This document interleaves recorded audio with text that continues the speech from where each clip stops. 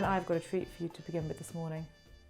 I really have. We're revisiting an old friend to begin with this morning. Who is our old friend? Who is the guy that we have loved since the beginning of Elevenses with Lynne? He appeared in my first weird paintings, Elevenses. And of course, we subsequently named him Richard Lucky Rogers from Stories. Remember, I think that some of you took part in that. But he's from a 13th century medical journal. My favourite little flasher, absolutely adore him. Here he is. Have a look at that, boys. Of course, he does have rather large testicles, so much so that there is probably something the matter with them. And so then we found this image, which was when we named him, I think, Richard Rogers or Dick Rogers, or just Lucky for some people. So I was trolling around the internet this week, and guess what I came up with, or guess what I found? I was going to say I wasn't even looking for this. I suppose it does beg the question: what on earth did I type into the Google search? But this came up. Here he is again. Richard Rogers strikes again. I love him. I absolutely love this 13th century medical journal. I mean, if you didn't know it was a 13th century medical journal, you might really, really wonder what on earth he was up to. And then subsequently, actually, when I was looking for a good image, I found a great meme, which I always thought was called a meme. It's a meme, not a meme. I know, that's a bit embarrassing, isn't it? It took a 12-year-old to tell me that I was saying it wrong, inevitably. But the meme said that don't drink an ink. That's the little caption, which I really liked. And he's like, look at my arse. I really never should have had a tattoo of the world tattooed onto it. So that made my week. Quite frankly, that made my week. Richard Rogers, number 1, number 2, and number 3. Yeah, and I guess also if you didn't really know what this was all about, you might well be thinking, well, you know, what was this, some kind of medieval 50 Shades of Grey? Perhaps. On which note, which subject, how about this? Talk about medieval 50 Shades of Grey. Hello, lady. Okay, so what is going on here? I don't know, I have a little thought that maybe he says to her, he's like, okay, darling. I don't know what nationality he is, but he's like, okay, darling, I am going to sit in my special high chair and we're going to play the game where you blindfold yourself and you come into the room and then you tell me calmly about how your day has been. So blindfolds herself and she starts off calmly enough, and then she's like, and then another thing, and then another thing. He's like, no, calmly. She's like, I can't think of any other explanation here. Well, I can, because I'm going to tell you what the explanation is in a minute. But here they are again. This is even more brilliant. So this game has gone completely haywire, and now instead of having blindfolded herself, I think maybe she blindfolded herself and fell over, and so now and banged her head, and so now in this image the blindfold has become a bandage.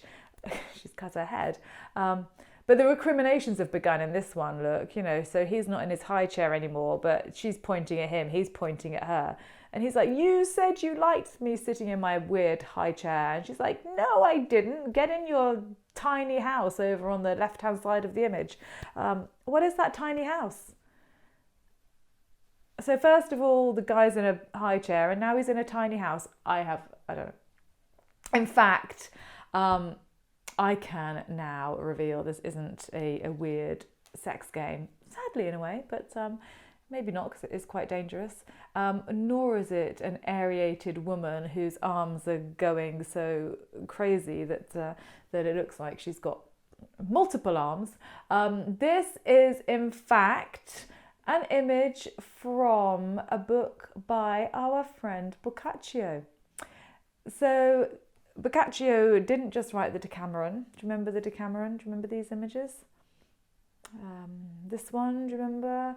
So this is from, so the Decameron, let's go on a bit of a tangent. So the Decameron was a book, or is a book, that was written by Boccaccio after the plague, the first plague in the 14th century, the huge plague, and so 10 people were out in a villa just outside of Florence, and each the 10 people had to tell 10 stories, and this was one of them, where a woman realised that she had in fact eaten her lover's heart.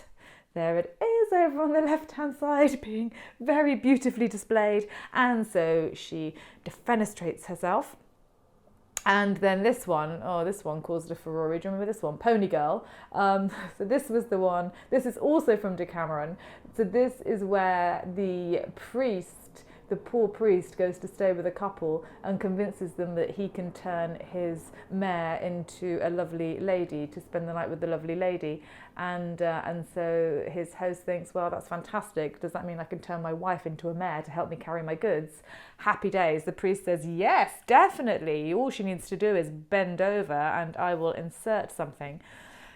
And it didn't go down too well. So these were the kind of stories that were told in the Decameron by Boccaccio. But he wrote another book called On the sort of the fall of man, or the fall of famous men, De Casibus.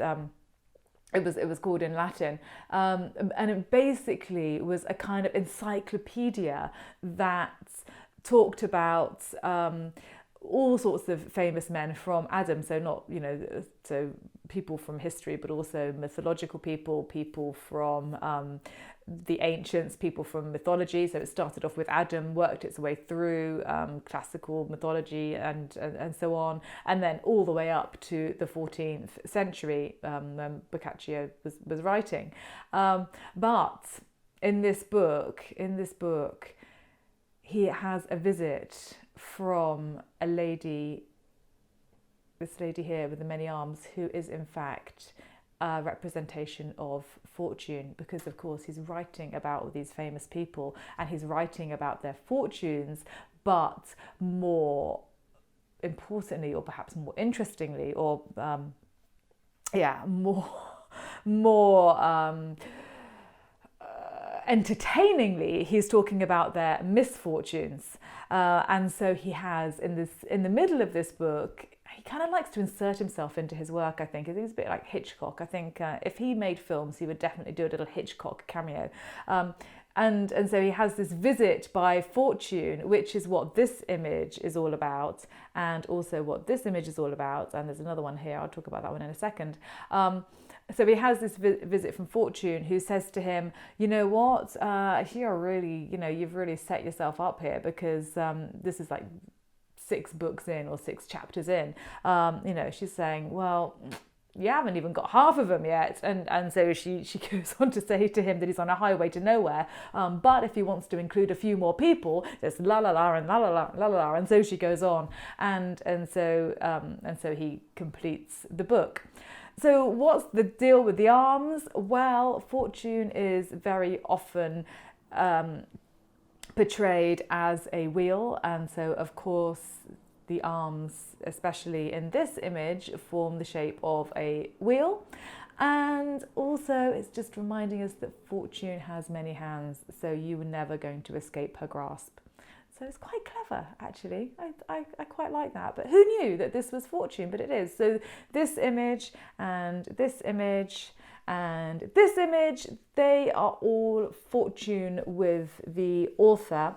From all of these were 15th century copies or translations of Boccaccio's original text. All of them translated by a man called Laurent Premierfait. So he was obviously very good because he did it for the first time. Premierfait, first time. And illustrated by various different unknown, sadly, artists. But this one was a copy that was created for Edward IV of England. So in the mid or late, really, 15th century. I'm surprised he had time to read it. Perhaps he didn't. He was too busy fighting Lancastrians, I think. Yeah, and I don't like that one so much because she sort of looks like a beetle or something. She looks like an insect with her hands grasping out. Nice though, it's very accomplished, beautiful, beautiful landscape behind. Was painted, I said we don't know exactly who painted them, but this was painted by an artist who has become known as the master of the Gessi Froissart. Because he illustrated a book for Jean Froissart, which is now in the Getty Museum in Los Angeles. That's how many artists get their names these days. So, fortune. Of course, very popular in tarot cards. The Wheel of Fortune pops up everywhere. But now, if you see a woman with crazy arms, she's not just an overworked mum. She is, in fact, a symbol of fortune. There we go. That's the lesson for today. So let's turn that off, turn you back on, see who's around. Hello, Donna. Hello, JQ Kaiser writes, great. Yeah, I bet, well, I didn't know what that image was when I first saw it, I have to say. But now I know. It's kind of, it's not, well, everything's a little bit obvious when you know, isn't it? So, oh yeah, okay, Wheel of Fortune, she's making a wheel with her arms. It's like, oh yeah, I get it. There we are. So, I hope you all have excellent fortunes today. I hope you have a great weekend. I will see you next week with more goodness knows what. Maybe I will try and inject something into a jelly that isn't vodka or any other kind of alcohol. And no, they were making shapes with panna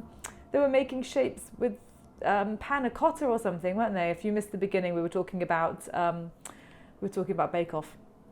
Anyway, yes, I love the multitasking woman. Thank you, Donna. I'm really glad you enjoyed it. Thank you so much, everybody. It's really nice to chat to you every week. And I am sending you a jelly link with video, with info. Thank you, Andrew. My new obsession. I will be back next Thursday at 11 o'clock. And goodness knows what we'll be talking about then. It might be jelly. Have a good day. Bye.